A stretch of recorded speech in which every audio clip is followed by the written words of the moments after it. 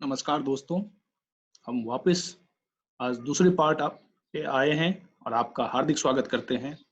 Construction series के इस दूसरे पार्ट में जो फोकस करेंगे फाइन एग्रीगेट्स पे, जो आम तौर पे हम जिसको सैंड के तौर पे भी जाने जाते हैं।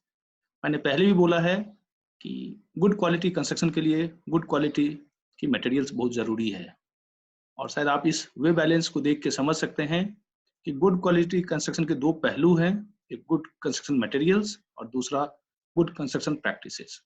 हमारा सीरीज अभी गुड कंस्ट्रक्शन मटेरियल पे चल रहा है। हमने पिछली सीरीज में पार्ट 1 में ब्रिक्स पे देखा था। अब हमारा सेकेंड जो इम्पोर्टेंट मटेरियल है वो है फाइन एग्रीगेट, जिसको हम सैंड के तौर पे भी जानते हैं। तो आइए हम चलते हैं आज की इस कंस्ट्रक्शन सीरीज की दूसरी पार्ट पे। सैंड के बारे में देखते हैं कि अच्छी सैंड क्या होनी चाहिए और कैसी होनी चाहिए। ऑफ कोर्स आप देख पा रहे हैं फोटोज में कि सैंड के फोटोज हैं, डिपिक्शंस हैं और सैंड के बहुत सारे आपके टेस्ट के पिक्चर्स डिपिक्ट किए गए। पहला कैरेक्टरिस्टिक्स हम ये जान लें कि सैंड या फाइन एग्रीगेट जो है, फाइन एग्रीगेट की डिस्टिंक्शन लिमिट 4.75 mm है, यानी कि 4.75 mm से छोटा और 150 माइक्रोन्स से बड़ा जो भी एग्रीगेट होगा उसको हम फाइन एग्रीगेट के तौर पे टर्म करेंगे। यानी कि फाइन एग्रीगेट का साइज 150 माइक्रोन्स से बड़ा, greater than 150 microns and lesser than 4.75 mm। तो 4.75 mm जो है ये डिमार्केशन लिमिट है। फाइन एग्रीगेट हमेशा 4.75 mm से छोटा होता है लेकिन 150 माइक्रोन से बड़ा होता है। जब भी हम फाइन एग्रीगेट की बात करेंगे हम देखेंगे कि वो बिल्कुल क्लीन हो, उसमें कोई क्ले नहीं हो, कोई डस्ट पार्टिकल्स नहीं हो, कोई कार्बनिक इम्प्योरिटीज नहीं हो। कार्बनिक इम्प्योरिटीज कहाँ से आ सकती हैं? जो पत्ते हैं, जो घास हैं, ग्रासेस हैं, ये सब चीजें उसमें नहीं होनी चाहिए और इनसे बिल्कुल साफ सुथरी होनी चाहिए आपकी फाइन एग्रीगेट। आमतौर पे इनकी मिलने की गुंजाइश ज्यादा होती है आपके चॉकलेट्स के रैपर्स या पत्ते, क्योंकि ये जमीन पे रखे जाते हैं, या फिर घास। तो जब भी आप फाइन एग्रीगेट्स को यूज करें फ्री फ्रॉम दीज इम्प्योरिटीज बेहतर होता है। जब भी आप इस्तेमाल करें, आप राइट हैंड साइड पे फोटो देख सकते हैं, वो स्क्रीन करके फाइन एग्रीगेट को यूज किया जा रहा है, सैंड को यूज किया जा रहा है। तो जब भी हम इस्तेमाल में लाएं उसको स्क्रीन करें फाइन एग्रीगेट को, तभी इस्तेमाल करें। हमने बोला है कि 150 माइक्रोन्स से बड़ा ही होना चाहिए। कई बार ऐसा होता है कि उसमें बहुत सारे जो पार्टिकल्स होते हैं 150 माइक्रोन से नीचे होते हैं। आपके उसमें क्ले कंटेंट के मिक्स होने के चांसेस ज्यादा होते हैं, सिल्ट पार्टिकल्स के प्रेजेंस होती हैं, लेकिन कंटेंट उसका डिपेंड करता है। जितनी कम होंगी क्ले पार्टिकल्स, जितनी कम होंगी सिल्ट कंटेंट, उतना बेहतर है आपका फाइन एग्रीगेट का क्वालिटी। यदि उसमें आपके कंटेंट ज्यादा है सिल्ट के, कंटेंट ज्यादा है क्ले के, तो आपकी फाइन एग्रीगेट की क्वालिटी खराब मानी जाएगी। याद रखिए कि यदि आपके फाइन एग्रीगेट में या सैंड में सिल्ट कंटेंट ज्यादा है या क्ले कंटेंट ज्यादा है, तो लेटर ऑन वो श्रिंक करेगा तो कहीं ना कहीं श्रिंकेज क्रैक्स, प्लास्टिक क्रैक्स को कंट्रीब्यूट करेगा। तो इसीलिए फाइनेस्ट पार्टिकल्स होते हैं, क्ले और सिल्ट होते हैं, वो जितना कम हो, जितना मिनिमम हो, उतना बेहतर है हमारे कंस्ट्रक्शन के लिए। पार्टिकल साइज डिस्ट्रीब्यूशन की हम बात कर रहे हैं। सैंड को 4 जोन में डिवाइड किया गया है, जोन 1, जोन 2, जोन 3 और जोन 4। ये जोन आपके पार्टिकल साइज डिस्ट्रीब्यूशन के हिसाब से ही तय किए जाते हैं।